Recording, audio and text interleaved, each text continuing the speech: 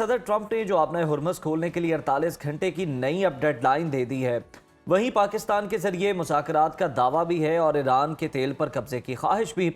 आपको क्या वजह समझ आती है? क्या अमरीकी सदर की ये दोगली पॉलिसी कामयाब हो पाएगी? बहुत शुक्रिया, आपने मुझे अपने प्रोग्राम में मदऊ किया। आपने बहुत सारे अहम सवालात जो हैं एक ही सवाल में कर दिए, जो कि बहुत अच्छी बात है, क्योंकि मैं सबका जवाब एक साथ ही आपको दे दूंगी। पहली बात तो ये कि मुज़ाकरात का कोई जादुई हल नहीं होता।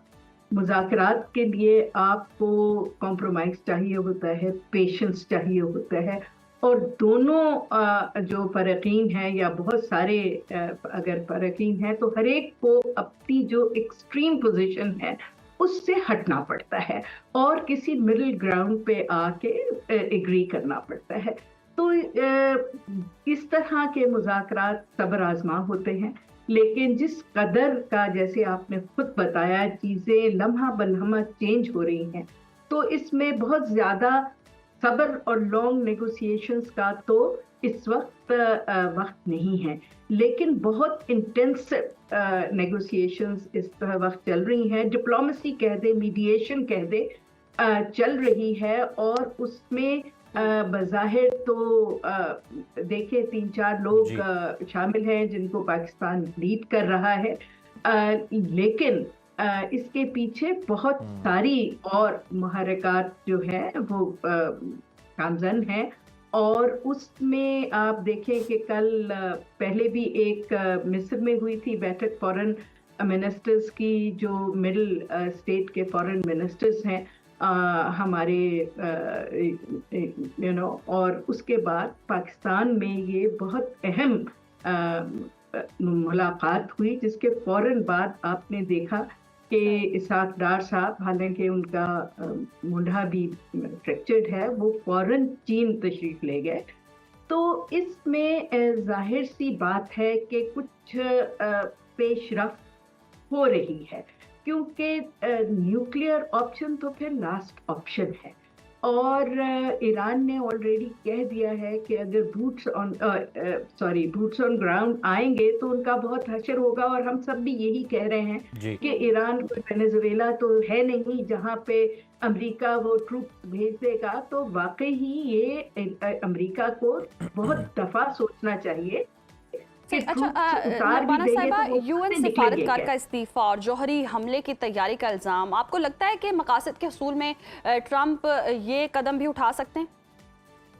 देखिए, ये एक बहुत एक्सट्रीम पोजीशन होगी, और मेरा ख्याल है कि ये उठाने से, ट्रंप से आप देखें, हैविंग सेड दैट, ट्रंप से आप कुछ भी एक्सपेक्ट कर सकते हैं, बिकॉज वो सैनिटी तो है नहीं। अब तो पूरी दुनिया कह रही है, उनके अपने लोग कह रहे हैं कि एक जहनी मरीज है, और नेतन्याहू भी एक जहनी मरीज है। अब उनका जुनून, उनकी ईगो, उनको जो पता है कि उन्होंने ये बहुत बड़ा अपने सर एक मुसीबत डाल ली है। ईरान बच्चों का खेल नहीं है, ईरान एक बहुत मजबूत कौम है, और उसके साथ इस वक्त अमेरिका तन्हा खड़ा है। ईरान के साथ तो आपको सारी दुनिया खड़ी नजर आ रही है, इन अ डिफरेंट वे। ये नहीं है कि सारी दुनिया की कोई फौजें ईरान के साथ लड़ रही है, लेकिन आप देखिए द फैक्ट के सारी दुनिया ने, खास तौर पे अमेरिका के जो एलाइज हैं, यूरोप है, ऑस्ट्रेलिया है, न्यूजीलैंड है, जापान है, साउथ कोरिया, हर एक ने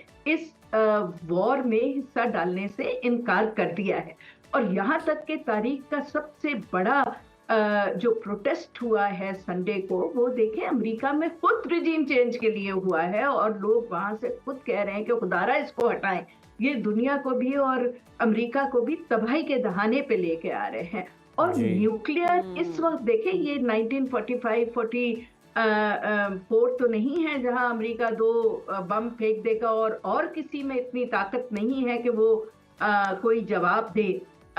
और ये भी बड़ा मुश्किल है कि वो, अब तो बहुत टेक्नोलॉजी है, तो अगर न्यूक्लियर वो शुरू भी करेंगे तो उसको बहुत जल्दी बाकी मुल्कों को पता चल जाएगा, चीन को, रूस को। और तो ये, और चीन ने ऑलरेडी कहा है कि ईरान उनकी रेड लाइन है एक तरह से।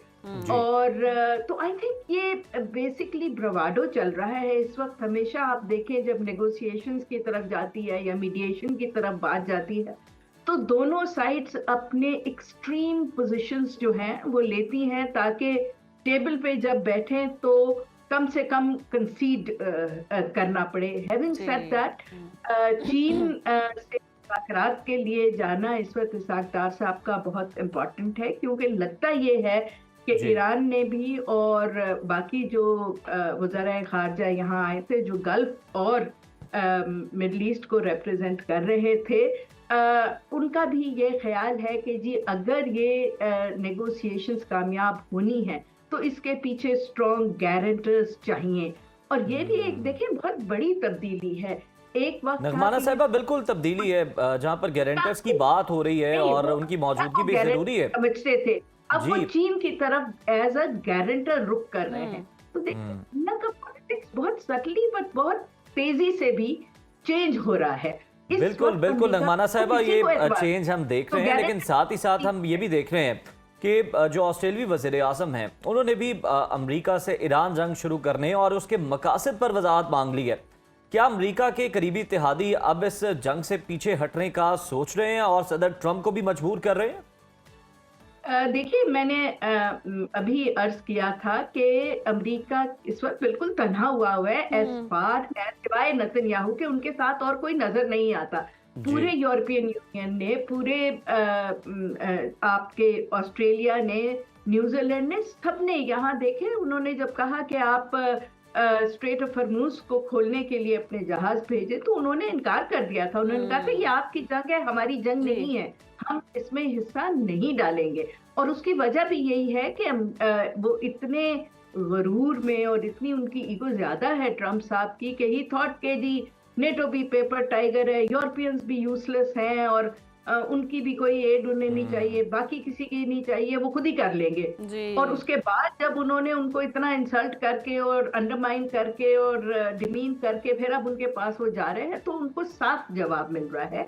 और लोग जानते हैं कि ईरान वेनेजुएला नहीं है। अगर ये जंग मजीद फैली तो उसमें सिर्फ खित्ते का नहीं पूरी दुनिया का नुकसान है। तो इस वक्त सिर्फ नेतन्याहू और अमेरिका के प्रेसिडेंट ट्रम्प एक पेज पे हैं, दुनिया किसी और पेज पे है। बिल्कुल तो लेट्स होप कि बिल्कुल नगमाना साहिबा, दुनिया किसी और पेज पर है और ये किसी और पेज पर है, लेकिन इस सारी सूरत हाल के बावजूद जिस तरह से हम देख भी रहे हैं, अमेरिकी मीडिया रिपोर्ट कर रहा है कि अमेरिका ईरान में ज़मीनी फौजी कार्रवाई करने का इरादा रखता है। ईरान का मुमकिन रद्द-ए-अमल कितना खतरनाक हो सकता है? देखें, जब एग्जिस्टेंशियल अगर आपको थ्रेट हो और आपको बिल्कुल हर तरफ से दीवार पे के साथ लगा दिया जाए तो फिर जाहिर सी बात है कि हर मुल्क का वो राइट भी बन जाता है कि वो एवरी पॉसिबल मींस से उसको काउंटर करे। और आई एम श्योर कि ईरान भी यही करेगा। बट देखें, वेस्टर्न मीडिया तो वही कहेगा ना, और ख़ास तौर पे अमेरिकी मीडिया तो वो कहे मतलब उस पर क्रिटिसाइज भी कर रहा है वो बहुत ओपनली।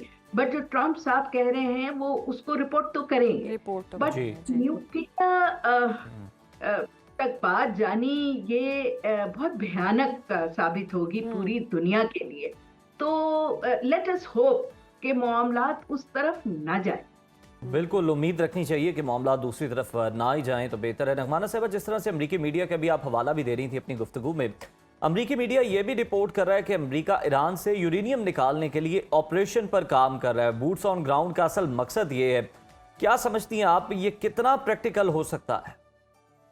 ये देखिए ना, क्रिसमस ट्री पे लटका हुआ एक कोई गिफ्ट का पैकेट तो नहीं है कि उतार लेंगे। ये बहुत मुश्किल काम है और अगर वो समझते हैं कि वो ये कर लेंगे तो मेरा ख्याल है ये उनकी खाम ख्याली है। ईरान ने अपना 20 साल से इस जंग की तैयारी की हुई है और वो उनके जो स्ट्रैटेजी है और वो ब्रिंकमैनशिप के भी बहुत बादशाह हैं। ईरान से इस तरह जाके और उनके घर में घुस के यूरेनियम निकालना, ये ये फेरी टेल नहीं है, ये बिल्कुल। बहुत बड़ी कीमत अदा करनी पड़ेगी अमेरिका को, और मेरे तो ख्याल में पॉसिबल है ही नहीं। तो जैसे कहते हैं ना कि जुल्म जब हद से गुजरता है तो मिट जाता है, तो मुझे तो यही लग रहा है, और पिछले 2.5 साल से मुझे यही लग रहा है, जब से हमास ने इजराइल पे अटैक किया था और ये शो किया था कि वो इनविंसिबल नहीं है, उस वक्त से ये बिगिनिंग ऑफ द एंड अब शुरू हो गया है। Already economically, technologically, politically America जो है वो अपनी ज़ेनिथ पे पहुंचने के बाद नीचे की तरफ आ रहा है, और अब तो लगता है कि डोनाल्ड ट्रंप ने उसको एक्सपेडाइट कर दिया है, और उनकी पॉलिटिकल स्ट्रेटेजिक क्रेडिबिलिटी और वो जो उनका था कि वो अपने पार्टनर्स को एक सिक्योरिटी अम्ब्रेला प्रोवाइड कर सकते हैं, वो मिथ भी ब्रेक हो गई है। तो मुझे तो लगता है ये सब कुछ बिगिनिंग ऑफ द एंड है।